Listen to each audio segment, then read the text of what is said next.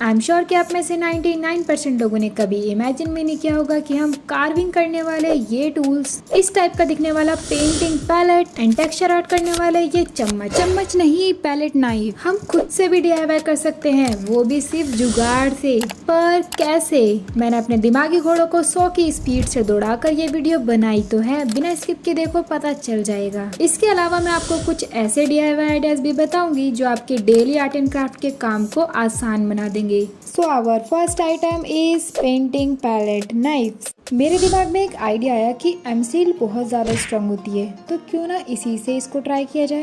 इसमें 2 ऐसे पैकेट होते हैं, हमें इन्हें मिक्स करके यूज़ करना होता है। दोनों कंपोनेंट्स को मैं जल्दी से मिक्स कर लूँगी और इसको करने के बाद हमें मिलेगा एक काला गोला। हमें चाहिए एक प्लास्टिक शीट और यहाँ पे मैंने एक पेपर पे नाइफ की ड्राइंग करके रख ली है। मैंने इसको क्या सोच के प्लास्टिक शीट के नीचे रख दिया मुझे खुद भी नहीं पता। तो हमने अपनी एमसील को मिक्स करके जो ये बनाया था ना, उसको मैं फ्लैट बनाने की कोशिश कर रही हूँ कुछ इस तरीके से। अब मैं इसके ऊपर फिर से एक प्लास्टिक शीट रखूंगी क्योंकि मुझे इसकी रोटी बनानी है। पर इस कालू रोटी को खाएगा कौन? आप लोग। पेन से नहीं, फेविकोल की बोतल से नहीं, परफ्यूम की बोतल से बेलेंगे हम इसको इतना बेलेंगे कि ये बिल्कुल चपटा हो जाए। मुझे नहीं पता मैं क्या कर रही हूँ, क्यों कर रही हूँ, बस जो मेरे दिमाग में आता जा रहा है मैं वो करती जा रही हूँ।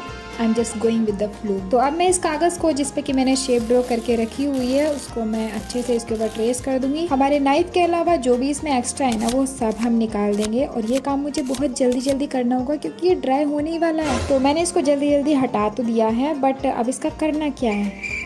पहले इसको अच्छे से क्लीन कर लेते हैं कुछ इस तरीके से घिस के। अब ये जो बची हुई एमसील है ना, मैं सोच रही हूँ क्यों ना इसकी डंडी भी मैं इसी से ही बना दूँ। मैं इसको कुछ इस तरीके से रोल कर रही हूँ और अब आपको क्या करना है, इसके ऊपर अच्छे से चिपकाना है कुछ इस तरीके से, और जब तक ये ड्राई नहीं होता है इसको ऐसे ही पकड़ के रखना है। क्या मजाक है यार।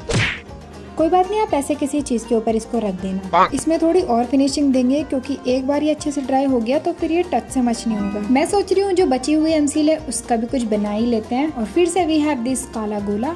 तो अब मैं बनाने जा रही हूँ इस टाइप के नुकीले टूल्स जो कि क्ले वर्क में काफी ज्यादा काम आते हैं। ये वायर वाली लाइट तो आपको याद ही होगी जो कि खराब हो गई थी। इसकी वायर को मैंने पहले भी ये पर्स बनाने में यूज किया है और न जाने फ्यूचर में मैं इससे कितनी चीजें बनाऊंगी। सच्ची बताऊं, मैंने कभी नहीं सोचा था कोई चीज़ खराब होने के बाद भी इतना काम आ सकती है। वैसे तो मुझे ये सिर्फ 50 रुपए की मिली थी, लेकिन इसकी पाई वसूल करने के अलावा मैं इससे हज़ारों रुपए के DIY बना दूंगी।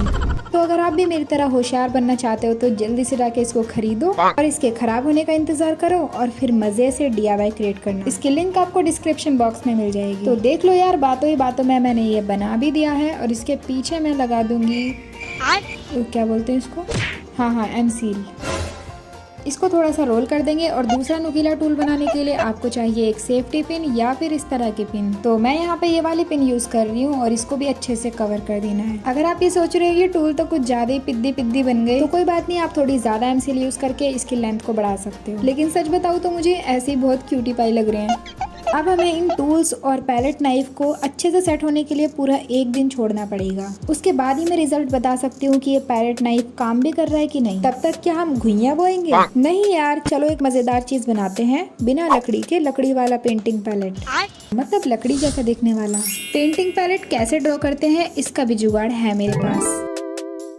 एक रेक्टेंगल के अंदर ओवल बनाकर ये शेप ड्रॉ कर देंगे। शेडेड रीजन को कट कर देना है और ये रहे इसके मेजरमेंट्स। सेम टेक्निक का यूज करके मैंने एक कार्डबोर्ड के ऊपर इसको ड्रॉ कर लिया। ये देखो, मैं आपको नाप के भी दिखा देती हूँ। अब हमें चाहिए एक जादुई कटर। ये सच में जादुई है, यकीन नहीं हो रहा। ये देखो, मैं इसकी डबल कॉपी बनाऊंगी क्योंकि मुझे इसको और ज्यादा मजबूत बनाना है। आप चाहो तो सिंगल भी यूज कर सकते हो। ये प्लास्टिक शीट्स देख रहे हो, ये मैंने पुरानी नोटबुक स्पाइरल से निकाल के रखी हुई है और मुझे सच में नहीं पता था मैं इनका करूंगी क्या।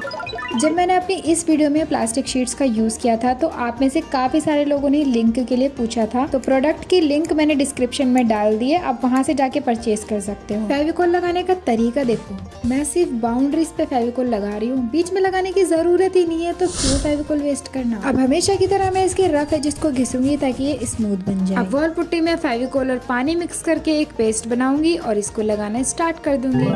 वेल अगर आप इतना तामझाम नहीं करना चाहते हो तो आप पेपर की स्ट्रिप कट करके इसकी बाउंड्री पे चिपका सकते हो। आपको तो पता ही है मुझे हर काम बिल्कुल नीट एंड क्लीन पसंद है, तो यहाँ पे मैं जितना हो सकता था मैंने इसको क्लीन में आने की कोशिश की है और ये देखो कितना बढ़िया लग रहा है। अब हमें चाहिए फैब्रिक ग्लू और आप देख ही सकते हो मैं इसको कहाँ पे किस तरीके से अप्लाई कर रही हूँ। अब आपके मन में एक सवाल होगा क्या हम नॉर्मल फेविकोल का यूज नहीं कर सकते?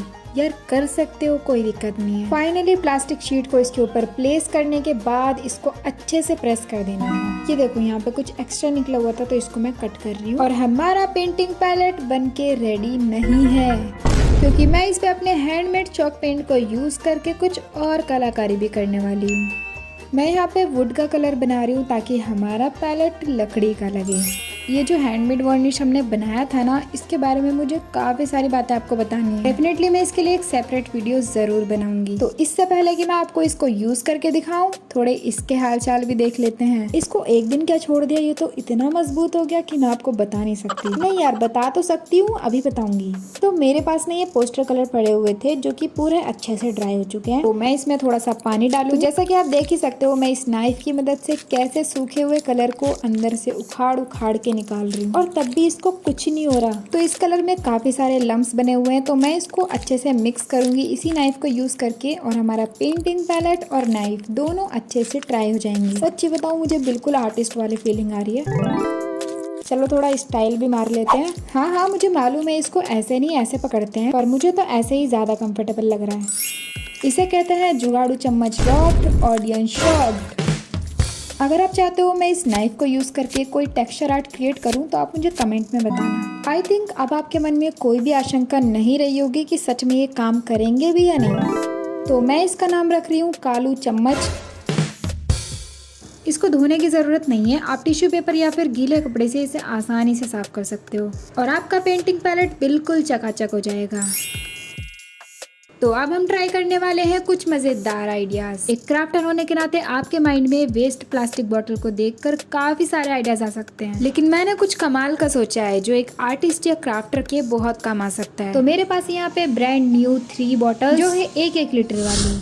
अब बताओ सबसे पहला काम क्या है? इनको कट करना नहीं, सबसे पहला काम है लेबल्स उतारना। और ये हो चुकी है फालतूगिरी चालू।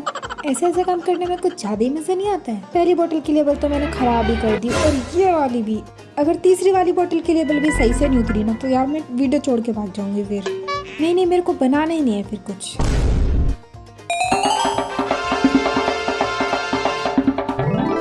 तो चलो अब गेस करके बताओ अब क्या करना है। पक्का अब तो आप कट ही करोगे इनको। फिर से गलत जवाब। अब हम करेंगे मार्किंग, जिसके लिए मैं ले रही हूँ 1 कप।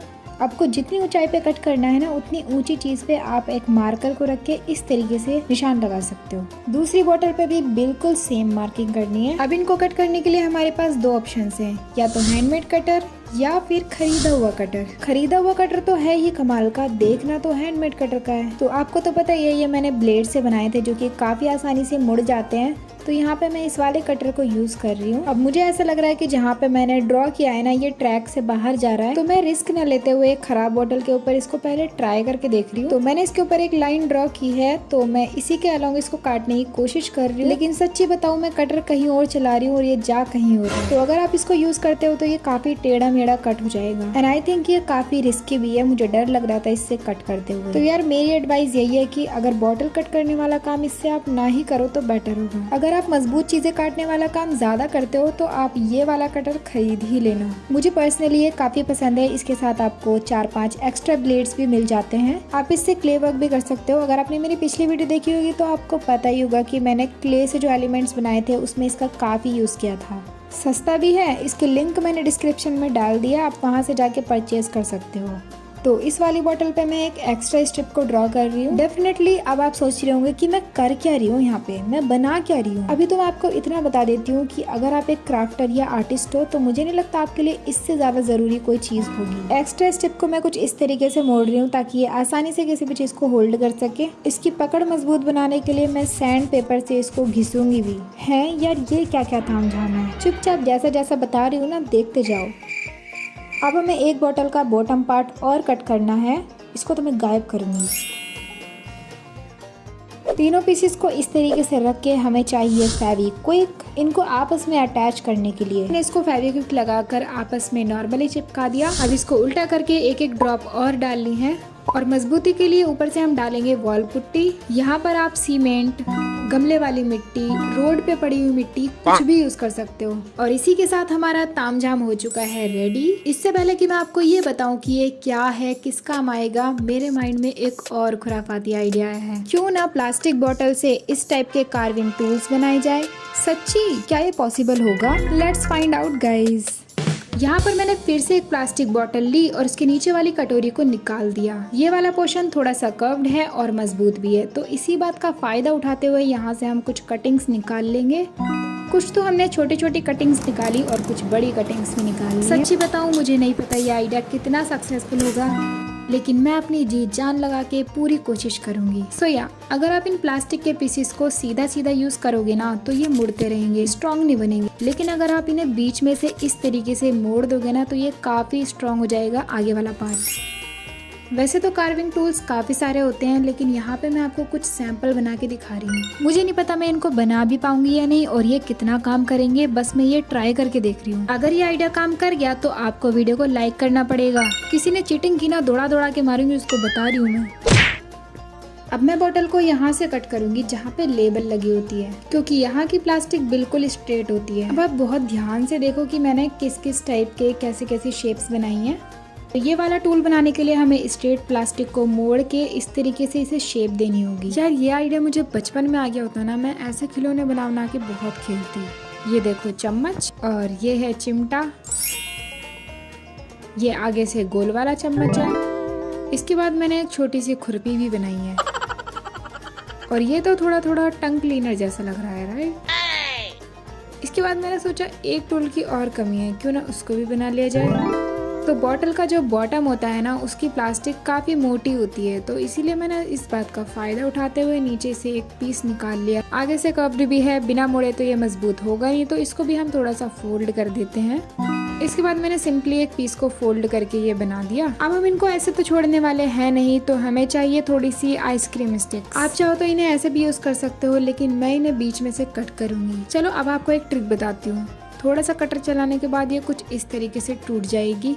ये काफी रफ भी हो चुकी है, बाकी सब भी हमें इसी तरीके से कट कर लेनी है। दूसरी साइड से भी हम इन स्टिक्स को बिल्कुल गोल बना लेंगे सैंड पेपर को यूज करके। और ये देखो हमारे छोटे छोटे क्यूट से पीसेस बन गए हैं। अब जो भी टूल्स हमने बनाए थे ना उसको आइसक्रीम स्टिक्स के बीच में रखकर कुछ इस तरीके से स्टिक कर देंगे। अभी बताती हूँ कैसे करना है। एक साइड तो मैंने ये वाला टूल लगा दिया, बट दूसरी साइड हम ये लगाएंगे। प्रोसेस आप देख ही रहे हो। मैं इसको इसके अंदर फिक्स कर दूंगी और ऊपर से डालूंगी थोड़ी फेविक्विक। इसके बाद हमें थोड़ा वॉल पुट्टी का पाउडर डाल देना है, फिर इसके ऊपर से फेविक्विक डालनी है। दूसरी साइड भी सेम प्रोसेस फॉलो करना है और इसी तरीके से आपको सारे टूल्स अटैच करने हैं और यकीन मानो ये बहुत अच्छे से स्टिक हो जाएंगे। तो जब तक मैं ये टूल्स चिपका रही हूँ मुझे आपको बहुत बड़ा वाला थैंक यू बोलना है। आपने मुझे इतना सपोर्ट और प्यार दिया और बहुत जल्दी हमारे चैनल पे 100 के सब्सक्राइबर्स भी कंप्लीट होने वाले हैं और इंशाल्लाह उसके बाद मैं आपके लिए Q&A वीडियो ज़रूर बनाऊंगी। तो चलो अब जल्दी से सब्सक्राइब कर लो, फोकट में एक भी क्वेश्चन का आंसर नहीं मिलेगा। तो बातों ही बातों में हमारे सारे टूल्स भी कंप्लीट हो चुके हैं। अब आप इन्हें अच्छे से घूर के देख लो ताकि रिक्रिएट कर सको। तो इससे पहले कि मैं आपको ये यूज करके दिखाऊं, मेरे दिमाग की बत्ती जली और मुझे आइडिया आया कि क्यों ना प्लास्टिक बोतल से इस टाइप के कटर्स बनाने का ट्राई किया जाए। तो मैं यहाँ पर बोतल का बीच वाला पार्ट निकाल लूंगी जहाँ पर की लेबल लगी होती है। 1.5 इंच की दूरी पे इस तरीके से लाइन्स बना लेंगे और अब इनको कट करेंगे। अगर आप ये सोच रहे हो कि मैं कभी छोटी कभी बड़ी सीजर्स का यूज क्यों कर रही हूँ, तो यार इसका आंसर तो मुझे भी नहीं पता। इस पीस में जो गहराई वाली साइड है ना वो अंदर की तरफ होनी चाहिए और इसी तरीके से इसको मोड़ के टेप लगा देंगे और ये बन गया हमारा ड्रॉप शेप वाला कटर। अब मैं सोच रही हूँ क्यों ना हार्ट शेप भी ट्राई की जाए। इसके लिए मैं इस टेप की गहराई वाली साइड के अपोजिट साइड में इसको फोल्ड करूंगी और फिर दोनों एंड्स को इस तरीके से चिपकाना है। तो जब मैंने इसके ऊपर टेप लगा दिया तो इसकी तो शेप ही खराब हो गई। तो जैसे तैसे करके मैंने इसकी शेप को फिक्स किया। तो डेफिनेटली इसको फिक्स करने के लिए हमें कुछ तो करना पड़ेगा। तो मैंने क्या किया, इसके ऊपर की साइड टेप को कुछ इस तरीके से चिपका दिया। क्या हुआ समझ नहीं आया? देखो फिर से बताती हूँ। मैंने इसको इस तरीके से पकड़ा और टेप को मैंने ऐसे लाके यहाँ पे चिपका दिया और ये प्रॉपर हार्ट की शेप में आ चुका है। मैंने ऐसे ही 2 कटर बनाए हैं। तो अगर आप कोई और शेप भी ट्राई करना चाहते हो तो कर सकते हो। आइडिया तो मैंने आपको बता ही दिया है। तो फाइनली अब बारी है इन टूल्स को टेस्ट करने की। तो चलो इसी बात पे गेस करके बताओ मेरे हाथ में क्या है। सही जवाब देने पे आपको मिलेंगे पूरे 7 करोड़। मुझे आपके 7 करोड़ ना जीतने का बहुत दुख है क्योंकि मेरे हाथों में है एक आलू।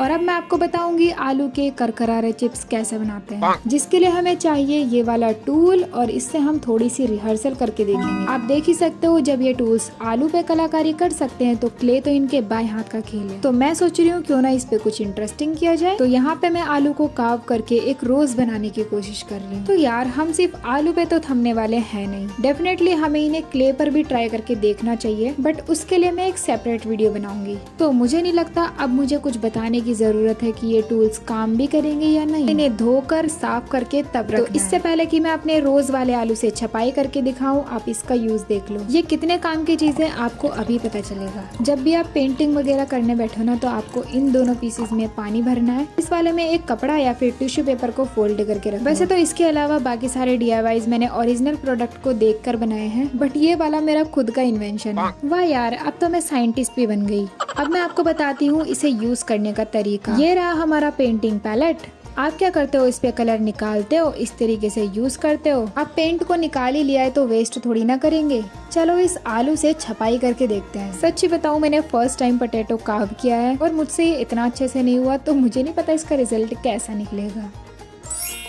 आई थिंक ठीक ठाक ही बन गया है ना। अब सपोज करो आपको अपना गंदा ब्रश धोना है तो आप इस तामझाम को अपना ब्रश धोने के लिए कुछ इस तरीके से यूज करोगे। अगर आप 2 बार ब्रश को धोते हो तो आपका ब्रश नीट एंड क्लीन रहेगा। पेंटिंग करते समय कलर्स भी एक दूसरे में मिक्स नहीं होंगे। अब ब्रश के अंदर जो इतना पानी भर गया है उसको टिश्यू पेपर पे इस तरह से साफ कर सकते हो। इतने में भी मुझे तसल्ली नहीं मिली तो मैं आपको थोड़ा और ट्राई करके दिखाती हूँ। जैसे मान लो ग्रीन कलर के ब्रश को मैंने यहाँ पे धोया, फिर इसके अंदर डाला तो देखो अब भी हमारा ब्रश कितना साफ है। चलो एक और कलर ट्राई करके देखते हैं, ब्लू कलर। ये वाला पानी कितना गंदा हो चुका है, लेकिन हमारा साफ वाला पानी देखो अभी तक गंदा होने का नाम ही नहीं ले रहा। पता नहीं मैंने ये एक्स्ट्रा स्टेप क्यों बनाई थी ब्रश रखने के लिए, क्योंकि इस पे ब्रश को होल्ड करने के तो काफी सारे तरीके हैं। इसको ऐसे रख सकते हो, ऐसे,